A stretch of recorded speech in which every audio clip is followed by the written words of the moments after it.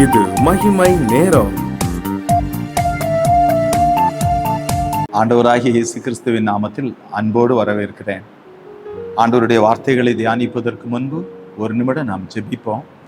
இரக்கமுள்ள நல்ல ஆண்டவரே, எங்கள் வாழ்வில் நீர் தருகிற தருணங்கள் தற்செயல் அல்ல. ஏதோ ஒரு காரியத்தை செய்யும்படி எங்களை கொண்டு வந்திருக்கிறீர். நீர் விரும்புகிறதை எங்களில் செய்தருளும் என்று இயேசு கிறிஸ்துவின் நாமத்தில் ஜெபிக்கிறோம் ஜீவனுள்ள தகப்பனே, ஆமேன். அன்பானவர்களே, இன்றைக்கு நாம் சிந்திக்கும்படி தெரிந்து கொண்ட தலைப்பு,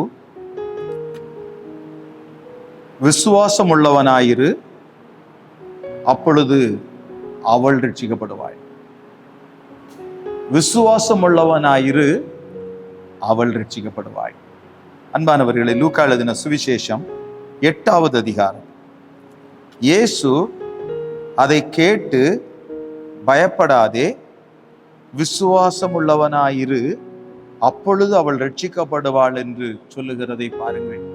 அன்பானவர்களே, ஆண்டவராகிய இயேசு கிறிஸ்து லூக்கா 8:50 விசுவாசம் உள்ளவனாயிரு, அப்பொழுது அவள் ரட்சிக்கப்படுவாள்.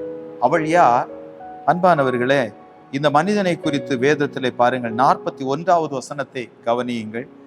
அப்பொழுது ஜெப ஆலய தலைவனாகிய எவிரு என்னும் பேருள்ள ஒருவன் வந்து இயேசுவின் பாதத்தில் விழுந்து, அல்லேலூயா, நம்மை உண்டு பண்ணினவர், நம்மை சிருஷ்டித்தவர் ஆண்டவர் அங்கு வந்தபோது அவர் பாதத்தில் விழுந்து 12 வயதுள்ள தன்னுடைய ஒரே குமாரத்தி மரண அவஸ்தையாயிருந்தபடியால், அப்படிப்பட்ட ஒரு வியாதி, பிரியமானவர்களே, தன் வீட்டிற்கு வரும்படி அவரை வேண்டிக் கொண்டாள். அன்பானவர்களே, உடனே ஆண்டவராகிய இயேசு கிறிஸ்து செல்லுகிறதை நீங்கள் பாருங்கள். ஆண்டவராகிய இயேசு கிறிஸ்து எதிர்பார்ப்போடு நம்மை பார்க்கிறார். பிரியமானவர்களே, அவரை தேடினால் அவரை கண்டடைவோம். அவருடைய பாதத்தில் விழுகிற ஒருவரும் வெட்கப்பட்டு போகிறது இல்லை. அன்பானவர்களே, இந்த மனிதர் ஆண்டவராகிய இயேசு கிறிஸ்துவினுடைய பாதத்துல வந்து விழுகிறார்.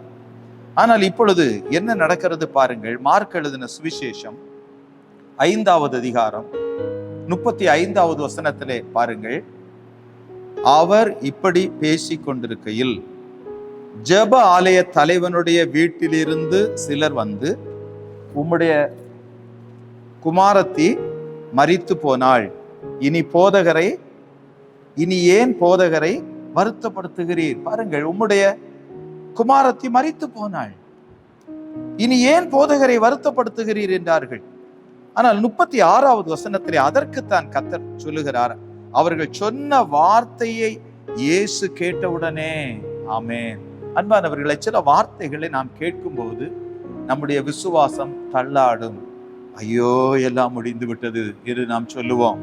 அதே போலத்தான் இங்கு இயேசு கிறிஸ்து அவர்கள் சொன்ன வார்த்தையை கேட்டு உடனே அவர் என்ன சொல்லுகிறார்? ஜெபாலய தலைவனை நோக்கி, பயப்படாதே, விசுவாசம் உள்ளவனாயிரு என்று சொல்லி. அன்பானவர்களே, நமக்கும் கூட சோர்வு வரும்போது, நாம் தள்ளாடும் போது, நமக்குள் வாசம் பண்ணுகிற கர்த்தராகிய இயேசு கிறிஸ்து என்ன சொல்லுகிறார்? நீ பயப்படாதே மகனே, நீ பயப்படாதே மகளே, நீ விசுவாசம் உள்ளவனாயிரு, நீ விசுவாசம் உள்ளவளாயிரு என்று சொல்லி நம்மை திடப்படுத்துகிற ஒருவராய் அவர் வந்திருக்கிறதை பாருங்கள். ஆண்டவர் நம்மை நேசிக்கிறார். பிரியமானவர்களே, நம்மை அவர் திடப்படுத்துகிறார். பாருங்கள், இங்கு என்ன நடக்கிறது? அவரை விசுவாசிக்கும்படி கர்த்தர் சொல்லுகிறார். அவருடைய குமாரத்தி இரட்சிக்கப்படுவானா? அன்பானவர்களே, நாம் விசுவாசிக்கும் போது ஆண்டவர் என்ன செய்கிறார்? நம்முடைய வீட்டாருக்கு அந்த ரட்சிப்பை கொண்டு வருகிறார். அப்ப ஒருவர் இயேசு கிறிஸ்துவை ஏற்றுக்கொண்டால் என்ன நடக்கும்? கர்த்தராகிய இயேசு கிறிஸ்துவை விசுவாசி, அப்பொழுது நீயும் உன் வீட்டாரும் ரட்சிக்கப்படுவீர்கள் என்று எழுதியிருக்கிறதை பாருங்கள். இங்கு ஆண்டவராகிய இயேசு கிறிஸ்து அப்படித்தான் அந்த மகனை திடப்படுத்துகிறார். பிரியமானவர்களே, இங்கு லூக்கா எழுதின சுவிசேஷம் 8வது அதிகாரம் 50வது வசனத்திலே இயேசு அதை கேட்டு, பயப்படாதே என்ற வார்த்தையை பயன்படுத்துகிறார். பயப்படாதே என்று சொல்லுகிறார். பயப்படாதே என்று சொல்லுகிறார். விசுவாசம் உள்ளவனாயிரு, அப்பொழுது அவள் ரட்சிக்கப்படுவாள். எவ்வளவு ஆச்சரியம் பிரியமானவர்களே! ஆண்டவரை உறுதியாய் பற்றி கொண்ட அந்த மனிதனுடைய வாழ்வில் ஆண்டவர் இரக்கம் செய்கிறதை பாருங்கள். நாம் 51வது வசனத்திலிருந்து கவனியுங்கள். லூக்கா 8:51 முதல். அவர் வீட்டில் வந்தபோது பேதுருவையும் யாக்கோபையும் யோவானையும் பெண்ணின் தகப்பனையும் தாயையும் தவிர வேறு ஒருவரையும் உள்ளே வர ஒட்டாமல் எல்லாரும் அழுது அவளை குறித்து துக்கம் கொண்டாடுகிறதை கண்டு, அழாதேயுங்கள், அவள் மரித்து போகவில்லை, நித்திரையாயிருக்கிறாள் என்றார். அவள் மரித்து போனாள். ஆனால் ஆண்டவருடைய பார்வையில் அவர் என்ன சொல்லுகிறார்? அவள் மரித்து போகவில்லை, நித்திரையாயிருக்கிறாள். 53வது வசனத்தை பாருங்கள்.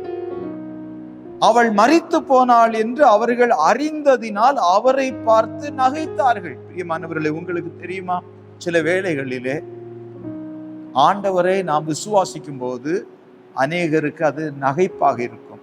ஆனால் நீ விசுவாசமுள்ளவனாயிரு, அவள் ரட்சிக்கப்படுவாள். அல்லேலூயா. யாரோ ஒருவருக்காக உங்கள் வீட்டிலே நீங்கள் ஜெபம் பண்ணி கொண்டிருக்கிறீர்களா? உங்கள் விசுவாசம் அவர்களுடைய வாழ்வில் ரட்சிப்பை கொண்டு வருகிறதை உங்கள் கண்கள் காணும். ஏனென்றால் இயேசு கிறிஸ்து அந்த காரியத்தை செய்வார். பிரியமானவர்களே, மார்க் எழுதின சுவிசேஷம் 5வது அதிகாரம் 40வது வசனத்திலிருந்து படிக்கிறேன், கவனியுங்கள். அதற்காக அவரை பார்த்து நகைத்தார்கள். எல்லாரையும் அவர் வெளியே போக பண்ணி பிள்ளையின் தகப்பனையும் தாயையும் தம்மோடே வந்தவர்களையும் அழைத்து கொண்டு பிள்ளை இருந்த இடத்தில் பிரவேசித்து பிள்ளையின் கையை பிடித்து தலித்தாகுமே என்றார். இங்கு ஆண்டவர் சொன்ன அந்த வார்த்தை அப்படியே அங்கு எழுதப்பட்டிருக்கிறது. அவர் சொல்லுகிறார், தலித்தாகுமே என்றார். அதற்கு சிறு பெண்ணே எழுந்திரு என்று உனக்கு சொல்லுகிறேன் என்று அர்த்தமாம். அல்லேலூயா. பாருங்கள், 42வது வசனத்திலே உடனே ஆமென், அல்லேலூயா. இயேசு கிறிஸ்து நமக்கு இறங்கினால் உடனே அந்த அற்புதம் நடக்கும். இத்தனை வாரம் காத்திரு, இத்தனை மாதம் காத்திரு என்று அல்ல, அன்பிற்குரியவர்களே. அவர் வெட்கமடைய விட மாட்டார். வேதம் சொல்லுகிறது, உடனே சிறு பெண் எழுந்து நடந்தாள்.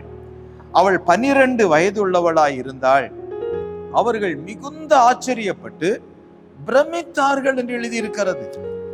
43வது வசனத்தை பாருங்கள். அதை ஒருவருக்கும் அறிவியாதபடி அவர்களுக்கு உறுதியாக கட்டளையிட்டு அவளுக்கு ஆகாரம் கொடுக்கும்படி சொன்னாள். எவ்வளவு பெரிய தேவன், பிரியமானவர்களே. கர்த்தராகிய இயேசு கிறிஸ்துவை நீ விசுவாசி, நீ விசுவாசம் உள்ளவனாயிரு, நீ விசுவாசம் உள்ளவளாயிரு. அப்பொழுது அவள் ரட்சிக்கப்படுவாள், அவன் ரட்சிக்கப்படுவான். நம்முடைய வீட்டாரை ரட்சிக்கிற கர்த்தர் நமக்கு சமீபித்து வந்திருக்கிறார். பிரியமானவர்களே, வல்லமையுள்ள தேவன். அன்பானவர்களே, லூக்கா 8வது அதிகாரம் 56வது வசனத்திலே அவள் தாய் தகப்பன்மார் ஆச்சரியப்பட்டார்கள்.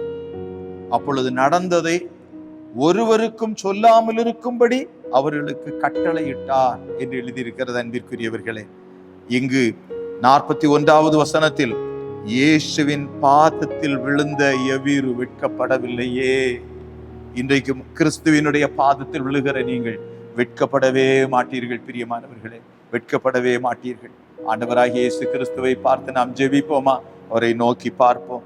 இரக்கமுள்ள நல்ல ஆண்டவரே, ஒரு எவீரு உம்முடைய பாதத்தில் விழுந்த போது நீர் இறங்கினீரே. விசுவாசம் உள்ளவனாயிரு, அப்பொழுது அவள் ரட்சிக்கப்படுவாள் என்று சொன்னீரே. நாங்களும் விசுவாசிக்கிறோம். எங்கள் வீட்டார் ரட்சிக்கப்பட வேண்டும். நாங்கள் யாருக்காக ஜெபிக்கிறோம் அவர்களுடைய வாழ்வில் உம்முடைய ரட்சிப்பை நாங்கள் காண வேண்டும் தகப்பனே. ஒவ்வொருவருக்கும் அப்படி செய்து கர்த்தர் இருக்கிறவராகவே இருக்கிறவர் என்கிறதை காண்பதற்கு உம்முடைய வல்லமையை விளங்க பண்ணும் என்று இயேசு கிறிஸ்துவின் நாமத்தில் ஜெபிக்கிறோம் ஜீவனுள்ள தகப்பனே, ஆமென்.